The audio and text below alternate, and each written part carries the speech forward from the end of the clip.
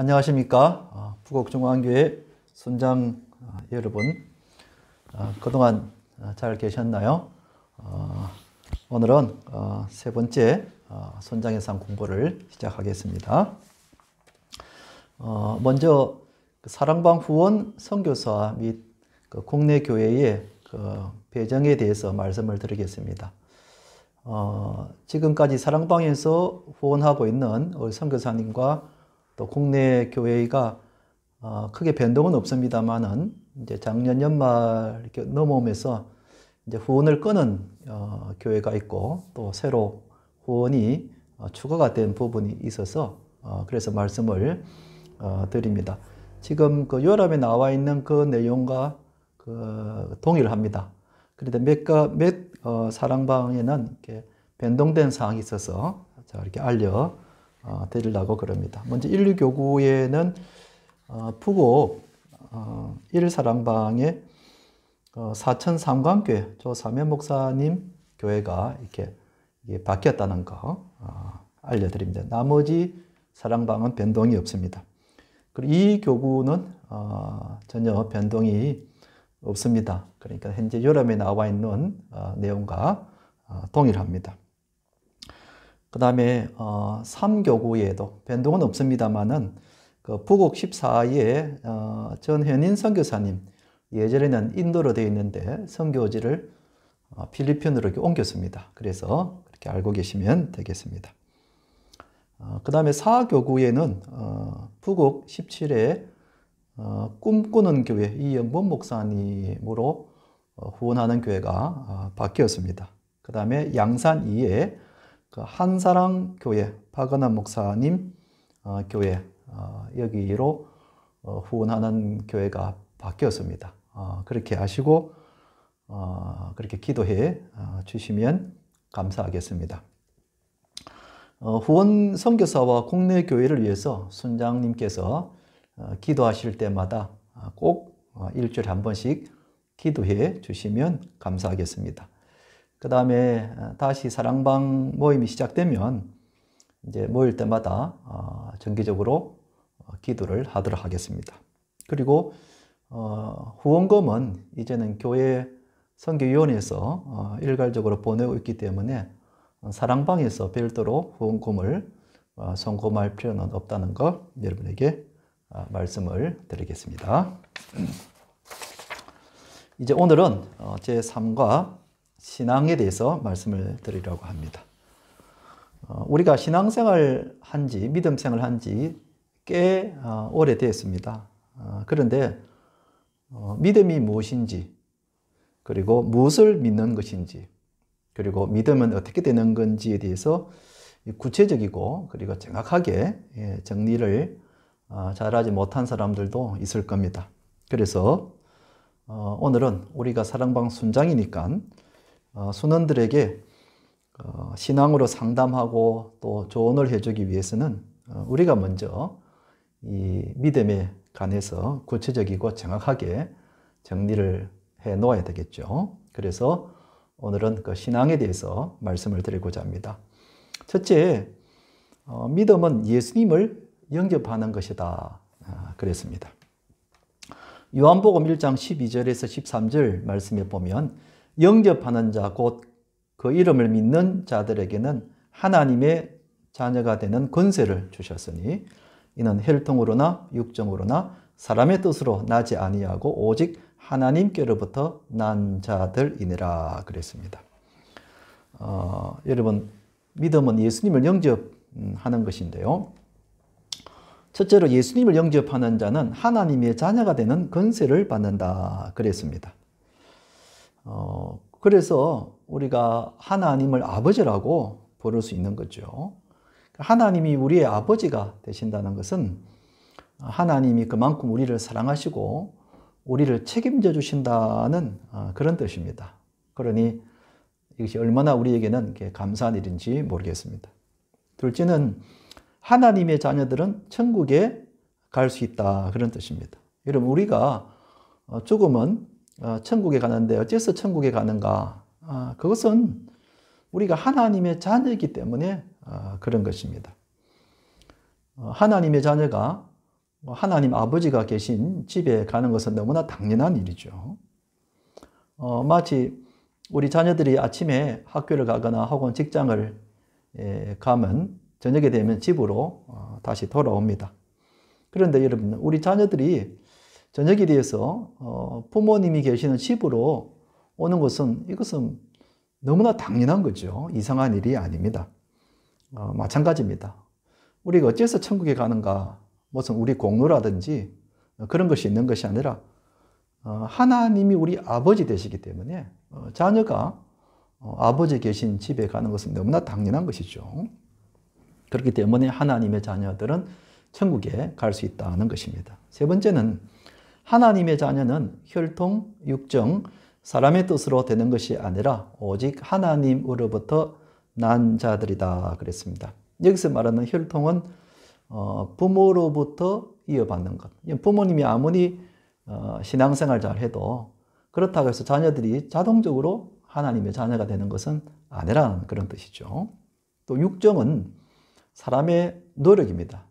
사람이 아무리 애를 쓴다고 그래서 하나님의 자녀가 되는 것도 아니죠.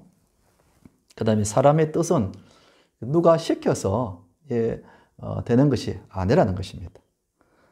그러나 하나님의 뜻으로 난 자, 즉 예수님을 영접한 하나님의 자녀, 바로 이런 것입니다. 여러분, 다음 그림 한번 보십시오. 소의 새끼를 송아지라고 그러죠. 그리고 말의 새끼를 망아지라고 합니다.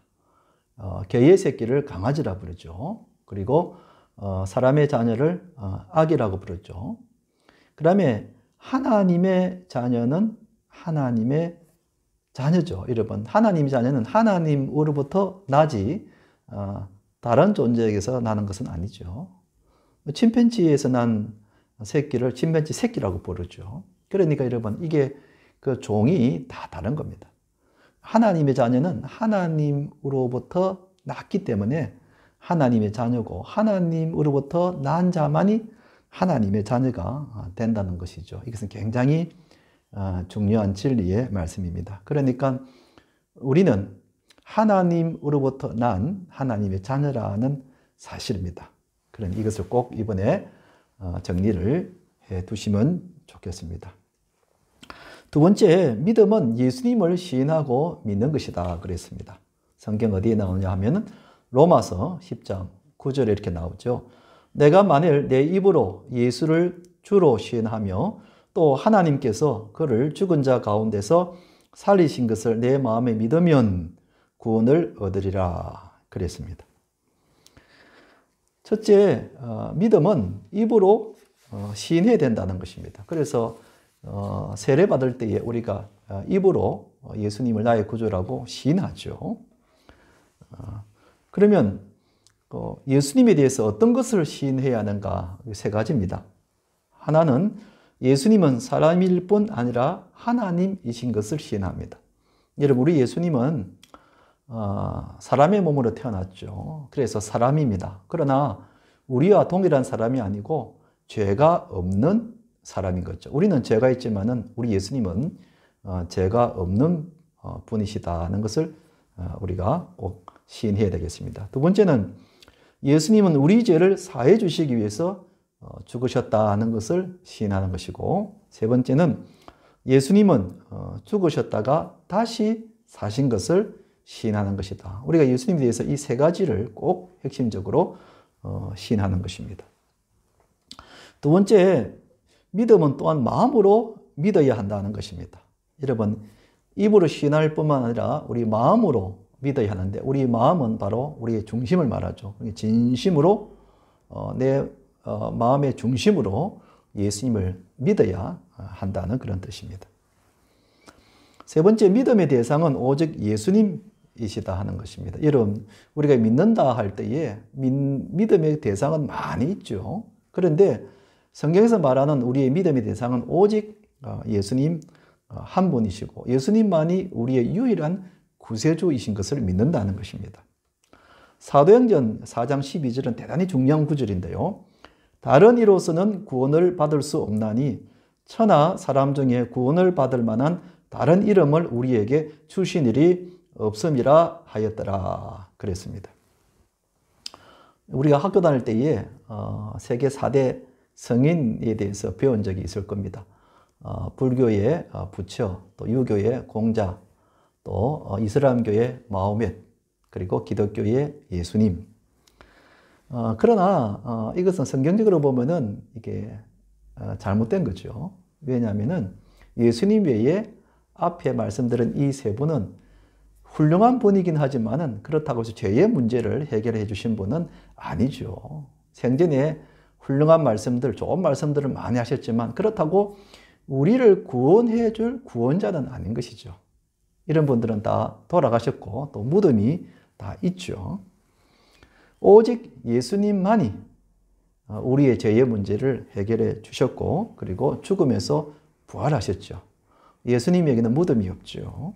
그렇기 때문에 오직 예수님만이 우리의 유일한 구세주이신 것을 우리가 믿어야 된다는 겁니다. 그러니까 우리가 믿음의 대상은 다른 어떤 분이 아니라 오직 예수님 한 분밖에 없다는 것을 우리가 믿어야 하는 것이죠. 네 번째는 믿음은 성령께서 주신다는 것을 우리가 꼭 알아야 되겠습니다. 우리는 내가 믿고 싶어서 또 내가 의지를 갖고 그래서 예수님을 믿었다고 생각합니다. 사실 그런 사람들이 참 많습니다. 내가 예수님을 믿고 싶어서 믿었다. 근데 사실은 여러분 정확하게 말하면은 그것은 그렇지 않습니다. 왜 그런가 하면은 다음 구절 한번 보십시오. 고린도전서 12장 3절 말씀인데요. 이 구절은 여러분들 꼭 알아두는 것이 좋습니다. 그러므로 내가 너희에게 알리노니 하나님의 영으로 말하는 자는 누구든지 예수를 저주할 자라 하지 아니하고 또 성령으로 아니하고는 누구든지 예수를 주시라 할 수 없느니라 그랬습니다. 여러분 우리는 내가 믿고 싶어서 또 내 의지를 갖고 예수를 믿었다고 생각하지만 사실은 그렇지 않다는 겁니다. 이 말씀처럼 성령께서 우리의 마음속에 믿음을 주셨고 믿고 싶은 마음을 주셨다는 것입니다. 그러니까 내가 의지를 갖고 예수를 믿은 게 아니라 성령께서 내 마음속에 마음을 주장하셔서 예수님을 믿게 했다는 것입니다. 그러니까 우리가 예수님을 믿는다는 것도 이것도 참 은혜인 것이죠. 여러분 사실은 사람 누구라도 자기 힘으로 자기 의지를 갖고 예수님을 믿을 수 있는 것은 아닙니다. 오직 성령께서 사람의 마음속에 들어오셔서 믿고 싶은 마음 혹은 믿음을 주셔야 예수님을 믿을 수 있다는 겁니다. 그러니까 우리 모두는 내 마음속에 성령님이 임하셨고 그 성령님으로 인해서 우리가 예수님을 믿게 되었다는 것입니다. 그러니 이것이 얼마나 큰 은혜인지 모릅니다. 믿음뿐만 아니라 우리의 신앙생활 전체가 다 그렇습니다. 성령께서 우리를 계속해서 도와주시기를 바랍니다. 그 다음에 다섯 번째로 믿음은 말씀을 통해 자란다 그랬습니다. 여기서 말하는 믿음은 이제 구원의 믿음이 아니고 신앙, 영역, 전반적인 그런 뜻이라고 할 수 있는데요. 로마서 10장 17절에 보면은 이런 말씀이 나옵니다. 그러므로 믿음은 들음에서 나며 들음은 그리스도의 말씀으로 말미암았느니라 그랬습니다. 여기 우리 믿음이 자라기 위해서 우리의 신앙이 더 성숙해지기 위해서는 성경 말씀을 부지런히 듣고 읽고 묵상해야 된다는 뜻입니다. 여러분 우리 믿음은 세월이 간다고 해서 저절로 믿음이 자라는 것이 절대로 아닙니다. 믿음은 성경 말씀을 읽고 묵상하는 만큼 자란다는 사실을 우리가 꼭 알아야 합니다. 그래서 우리가 믿음이 자라기 위해서는 성경을 부지런히 읽고 듣고 묵상해야 합니다. 여러분 성경은 최소한 1년에 1독은 꼭 해야 합니다. 그래서 평생 내 나이 이상 성경은 읽을 수 있도록 그렇게 마음에 작정을 해야 합니다. 금년에 여러분 연말까지 성경을 꼭 일동할 수 있기를 바랍니다. 그래야 그만큼 우리 믿음이 자라게 되는 것이죠. 마지막으로 여섯 번째 믿음의 축복은 부활이다 하는 것입니다. 우리가 예수님을 믿으면은 많은 축복을 받습니다. 기도 응답의 축복을 받고, 또 주님이 동행해 주시는 축복을 받고, 또 주님이 우리에게 무엇이 있어야 될지를 아시고, 또 그만큼 보살펴 주십니다. 그런데 그 중에서 가장 큰 축복은 바로 부활의 축복이라고 할 수가 있습니다. 요한복음 11장 25절, 26절, 여러분 잘 아는 말씀인데요. 예수께서 이르시되 나는 부활이요 생명이니 나를 믿는 자는 죽어도 살겠고 무릇 살아서 나를 믿는 자는 영원히 죽지 아니하리니 이것을 내가 믿느냐 그랬습니다. 예수님께서 성경에 많은 말씀을 하셨는데 그 중에서 가장 중요한 말씀 중에 하나가 바로 이 구절입니다. 나는 부활이요 생명이니 나를 믿는 자는 죽어도 산다 하는 이 말씀입니다. 예수님께서 모든 사람들의 고민, 모든 사람들의 염려거린 이 죽음의 문제를 해결해 주셨고, 그리고 예수 믿는 사람들은 언제든지 죽어도 산다는 이런 축복을 우리에게 해 주셨습니다. 그래서 여러분, 신자의 죽음은 끝이 아니라 천국에서 부활하여 영생을 누리게 되는 또 다른 시작이라고 할 수 있는 것입니다. 그러기에 신자의 삶은 의미가 있는 것이고, 그리고 축복의 삶이라고 할 수 있는 거죠. 예수님을 믿는 그 순간부터 영생이 시작이 되는 것입니다. 그런 점에서 예수를 믿는 우리들은 얼마나 큰 축복을 받았는지 모릅니다. 순장님 여러분, 이번 한 주간도 이 예수님과 함께 동행하셔서 참 아름다운 계절, 이게 봄인데요. 더욱 신앙이 자라게 되기를 축복합니다. 예, 오늘도 강의에 참여해 주셔서 감사합니다. 또 여러분들이 이번 주에도 과제물을 제출해 주시고, 또 지난주에 내신 과제물은 2층 헌금꽂이하면서 찾아가시면 되겠습니다. 수고 많으셨습니다. 또 다음 주에 뵙도록 하겠습니다. 감사합니다.